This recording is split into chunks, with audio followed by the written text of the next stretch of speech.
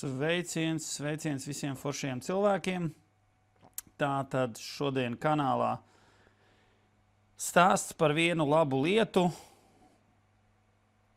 ka mājā, privātmājā, izrādās ir dzīvot lētāk nekā dzīvoklī. Tātad paskatīsimies uz konkrētu piemēru bāzes. Es ceru, ka būs noderīgi, intriģējoši, varbūt arī izvērsīsies kāda diskusija. Tā kā, ja tu esi ieinteresēts visādās interesantās lietās, labās lietās, stāstos par mājsaimniecības jaunumiem, par iekārtām, par risinājumiem, droši piesakošiem profilam vai iesaisties diskusijās un kopā varam apmainīties ar visādām idejām, tā skaitā arī par šo tēmu, bet ne tikai. Nu, lūk, tātad ķeramies, vērsim pie raģiem. Es esmu apkopojis tātad 2 gadu, ja tā var teikt, aprēķinus. Es pastāstīšu nedaudz par to pašu rāmi. Tātad privāta māja, 125 kvadrātmetri, gāzbetons 30 centimetri, jeb 300 milimetri, vate 150, jeb 15 centimetri, siltumsūknis, Daikins, klasika, mūsdienās laikam, jā, tāds tipiskais risinājums, nu vismaz viens no, un apsildāmās grīdas, jeb siltās grīdas visā plaknē. Viens stāv māja, diezgan augsti griesti, melnie griesti ir 3,20, tīrie griesti ir trīnīts. Ja. Lūk, tas pa māju. Logi, durvis ir ļoti augstas kvalitātes. Tur neiedziļināsimies tur milimetros, centimetros, bet biezie profili un tā tālāk un tā joprojām. Tur kameras, 3 paketes un tā tālāk. Nē, stiklojums un durvis, ārdurvis un terase, tur viss konstruktīvās lietas ir ļoti kvalitatīvs. Savukārt pa dzīvokli. Tātad dzīvoklis, siltināta māja, 64 kvadrātmetri, 3 istabu dzīvoklis, tāds postpadomju projekts, jā, tur nekas īpašs. 2. stāvs, vidū, nav stūris, vidū, tā kā, normāli. Bet, protams, tur nav tāda logi tik jaudīgi un parastās ārdurvis, metāla, un tā tālāk. Lūk. Griezti krietni zemāk, arī kubatūra mazāk. Tagad paskatāmies, kas mums te ir. Varbūt kādam būs arī idejas, varēs apstīties savus aprēķinus. Tātad mums ir 1 gads, mums ir apkure, tātad šeit iet apkure kilovati pēc Daikin datiem, jā, pēc siltumsūkņa datiem. Tātad tā kā man ir integrētais boilers, jā, no ražotāja, tad man ir dati atsevišķi par siltajām grīdām un atsevišķi par MKU, jeb mājsaimniecības karstais ūdens. Ja? Un tas, kas paliek pāri, skaidrs, ka ir saucamā sadzīves elektrība, viss pārējais. Ja? Un šis ir kopā. Mums ir Enefits, abiem diviem īpašumiem, tātad Enefits birža. Ja, Enefits birža jau cik gadus, tā kā visi salīdzinām. Tātad te mums ir uzskaitīti kilovati, te mums ir Enefit 1 kilovata izmaksas. Tālāk ir tātad eiro. Ja, un šis, kas ir ļoti interesanti, šīs ir faktiskās 1 kilovata izmaksas. Tātad šeit ir jāņem vērā visi tie mistiskie pārvades tarifi, sadales tīkli, tur apkalpošanas, paši zināt, visi tas, viss. Tātad, te var redzēt jau atšķirību, ja? Faktiskā ar to, kas ir, tā kā tīrā elektrības kilovata izmaksa, ja? Šis ir daudz objektīvāk. Tātad, cik tev ar tavu pieslēgumu, ar tavu ģimenes stāvokli, jā, mūsu gadījumā mēs esam daudz bērnu ģimene, jā, tur -25 eiro, kaut kas tāds. Ok, bet ar tavu saimniecību, ar tavu pieslēguma veidu, ar tavu patēriņu, cik tev izmaksā 1 kilovats. Jā, tātad tev, kā saka, pirtī prasa, cik tad tev 1 kilovats maksā? Saukt, ka man maksāja te 23. gada jūnijā 18 centi, nav korekti. Īstenībā 28 centi. Domu sapratāt. Ja? Vienkārši parastā matemātika. Tātad te var apskatīties iepriekšējā periodā, tas, kas bija tas atskaites periods, augstākās izmaksas pa elektrību, par visu elektrību kopā rēķins bija 222 eiro. Tas ir pats augstākais par janvāri. Ja, 23. gada janvāris. Tad atgādinu. Siltās grīdas, siltumsūknis, biržas pieslēgums. Tajā mēnesī bija 13 centi elektrība, faktiskās bija 20 centi pa kilovatu. Ja? Prasīsiet uzreiz, cik tu jau turi noteikti 18 grādus istabās. Nebūs 18 grādus istabās, būs 22, 23. Ja? Tā, niknējā periodā decembris, janvāris, vai janvāris, februāris, būs 22, 23, 24 nebūs. Un tad es pateikšu tiem, kas ir baigie guru, cik tad ir temperatūra grīdās. Jo, kā saka, piedodiet, dāmas, ja, bet večiem uzreiz interesēs, cik tad tu tur laidi iekšā ūdeni. Tātad temperatūra grīdās ir vai 26, principā, teiksim, sākot no oktobra, novembris ir 26, tad ir 29. Decembris, janvārs, februāris ir būtībā 29 grādi grīdās. Nevis 35 vai nes kāds tur kosmoss vēl, ja? Un tad atkal 26, 27. Principā es paregulēju vienkārši 26 vai 29. Tā kā sākas niknā ziema, tad 29. Ja? Tas jums vienkārši atskaitēja. Tātad lielākais rēķins cilvēks dzīvo 125 šādā vienstāvu tipiskā projektā, ne tipiskā, bet tādā standarta, kā saka latviešu, tagad privāta mājā, modernā. Lūk, reku jums atbilde. Labi, tur es nezinu, 250 eiro jums būtu rēķins. Ja jūs tur, es nezinu, vēl kaut ko nesko darat, ja, metinat vai ko, ja, garāžā. Tā kā tā. Tātad, laba māja, siltināšana, labas pareizas rokas būvniekiem un arī, protams, ūdens un cirkulācijas un kolektori un viss pārējais. Tā ir tā pirmā atbilde. Zemākais, tātad privāta mājā dzīvojot gada griezumā par elektrību 81 eiro mēnesī. Ja? Tātad viss ir uz elektrību. Ja, siltums, ūdens, krāni, apkures, plītis un viss pārējais. Gāzes nav nekādas tur šķeldas, nekas tam līdzīgs. Ja? Nekādi kamīni mums nav, otrreizējās dubultās sistēmas, tur apkures, nekas tāds. Ja? Tīrā modernā elektrība. Lūk, tagad otrs gads. Ja? Otrs gads salīdzinājumam. Mēs te skatāmies, kas te ir bijis vairāk, mazāk. Te ir maijā zemākais rēķins, augstākais rēķins bijis ir 25. gada februāris. Atkal 220. Te var apstīties. 926 kW, te ir bijis 1100 kW. Ja? Bet atkal šeit ir bijusi nedaudz zemāka kilovata cena. Ja?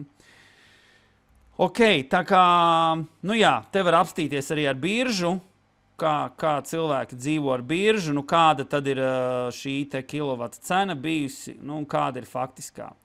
Ja kāds ir zinkārīgs, sev pareiķiniet, paskatieties formulas vienkārši, te nekā nav, ja, plika matemātika. Lūk, Tā kā pirmais ir atbilde, cik ir lēti, kā dzīvot, ko likt. Nu, tur cilvēki satraucās pa malkām, pa kaut kādām briketēm, pa gāzi, vēl kaut kas. Reku, jums ir standarta mūsdienu atbildi. Ir māja, ir elektrība, ir labs siltumsūknis, Daikins, boilers 230 litri, 6 cilvēki ģimenē, tā tālāk. Ja? Tātad šādas ir izmaksas. Nu, es teiktu super. Nu, es tā atļaušos subjektīvi novērtēt.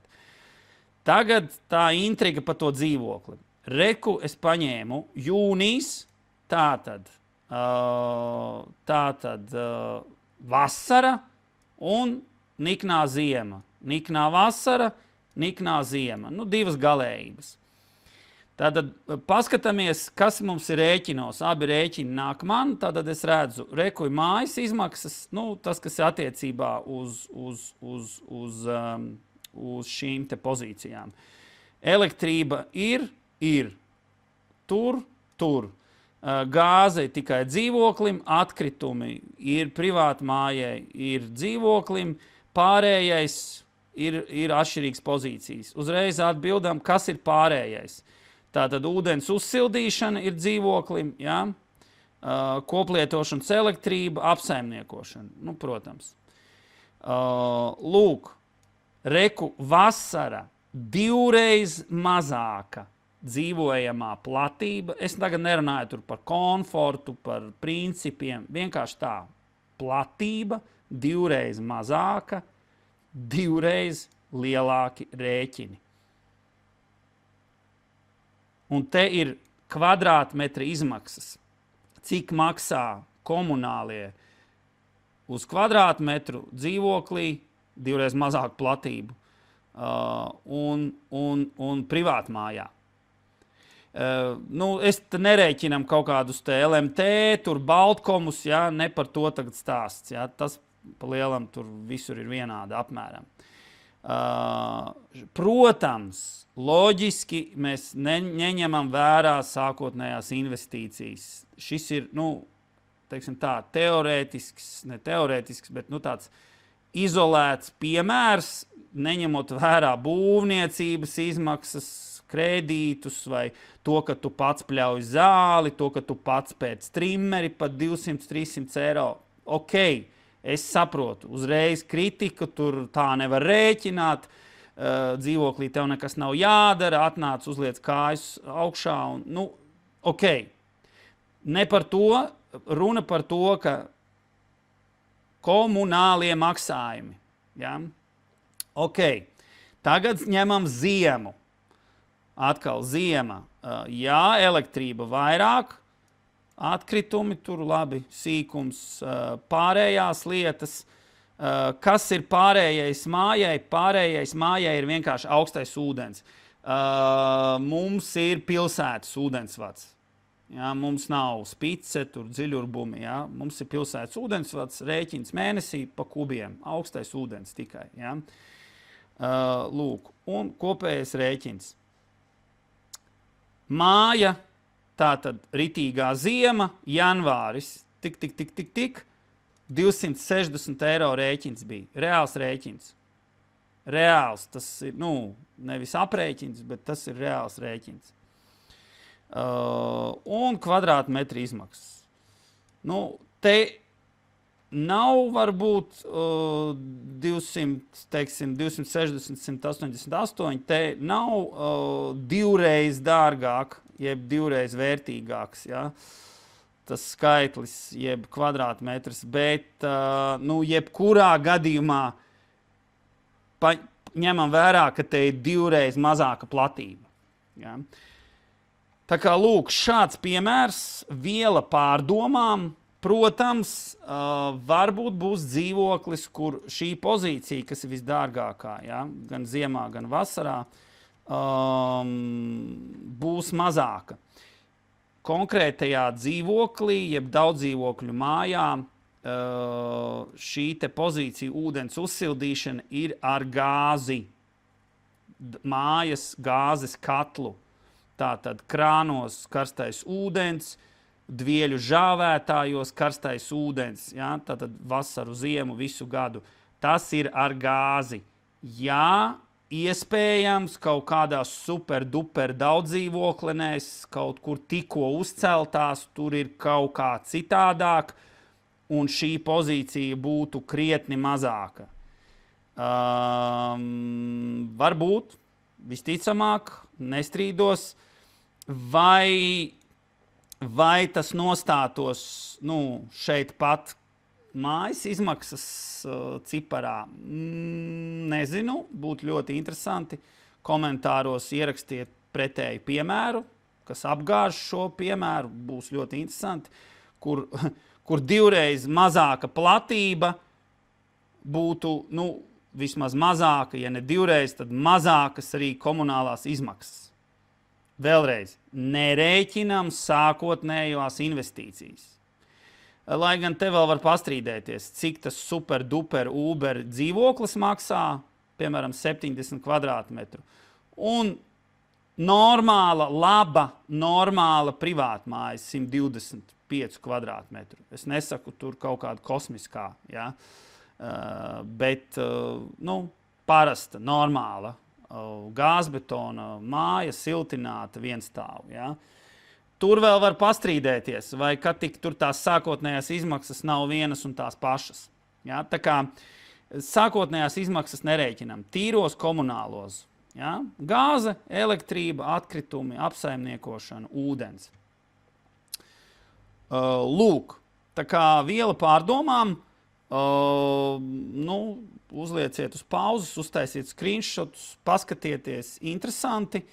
Protams, tiem, kam ir šis te azarts kaut ko pašiem mājās rēķināt, te, protams, var apskatīties katrs, kā mainās pa gadu paradumi, vai nopērkot kaut kādas iekārtas, vai kaut ko pamainot mājās, elektrība te mainās, patēriņā kāpj, krīt, izmaksas kā pa gadu faktiski ir mainījušās, ja, tā kā, var apstīties. Birža strādā, daudziem ir tur skepse pa tām biržām. Redzam, jā, bija 20, bija 18, bija 23, 24. Tas ir faktiskās. Labi, ja ņemam tās saucamās komerces, ja, izmaksas, jā, te bija 18 centi. Tas ir 23. gada maijas, jūnijas. Šogad te vispār ir, ja, graši, ja tā var izteikties. 16 centi bija par februāri. Ja, par februāri bija 16 centi. Come on. 10, 9, 11, 8. 8 tas vispār, manuprāt, tas ir kaut kāds vispār, ja. Te var, es nezinu, ko tajā mājā darīt, sildīt, kādus grādus turēt, kādus ūdeņus tecināt un tā tālāk. Ja? Tā kā tā. Protams, noteikti kāds komentārs par to, ka, vecīt, tev viss uz elektrību, un tā kā tev vētra, un tā kā tev elektrība pazūda janvārī, un ko tad tu darīsi, sēdēsi uz augsta dīvāna 4 diennaktis. Labi, tā ir cita diskusija. Ķieģelis arī var uzkrist uz galvas mums te katru dienu ejot ārā. Tā kā tā ir nedaudz cita diskusija. Par būvniecību un par automašīnām tā ir, man liekas, mūžīgā tēma. Tur cik vīriešu, tik būs laikam viedokļi. Un katram sava taisnība, skaidrs. Bet šis ir mūsu piemērs. Līdz ar to ņemiet par labu. Cerams, ka ieintriģēju, varbūt kādam iedevu kādu ideju, tālāk papētīt savus izdevumus. Bet man, ņemot vērā, ka dzīvoklis tiek izīrēts, un es redzu tos rēķinus, man tieši šajā ziemā iekrita acīs šie rēķini. Ja? Es, piemēram, paņemu janvāra rēķinu, es ieraugu, ka viņam jāmaksā 260, un mums jāmaksā 188 6 cilvēku privāti mājā dzīvojot. Turklāt 3 bērni. Nu, tad jau tie, kam ir bērni, tie uzreiz saprot, kas ir bērni. Tas ir dušas, tas ir veļas mašīnas, ja? Tas ir visādas tādas lietas. Un šeit dzīvo, cik es zinu, 3 cilvēku, tādu plus mīnus pieaugušu, ja? Cilvēku, pieaugušu bērnu, 3 cilvēku ģimene, 3 istabu dzīvoklī, 64 kvadrāti. Nu, kā saka, protams, labprāt samazināt viņiem šo rēķinu, ja būtu manā varā, ne jau man azarts ar to lielīties, bet, nu, diemžēl ir tā. Jocīgi, bet tā. Tā kā, jā, es saku, šobrīd pie šī piemēra, ar šiem apstākļiem, ar šo infrastruktūru, ar šo pieslēgumu, ar šiem paradumiem, privātmājā, 2 lielākā, ir dzīvot lētāk sadzīvē nekā dzīvoklī. Palieciet arī kanālā uz nākamajiem video. Sagatavošu interesantus arī apskatus te pa dažām labām lietām, kas ir iegādāts, tā kā cerams, ka noderēs, un droši rakstiet komentāros, piekrītam, nepiekrītam, apstrīdam kaut ko, vai arī dalaties ar savu pieredzi, kas to zina, varbūt būs kāda interesanta diskusija. Nu tad visiem čau, atā!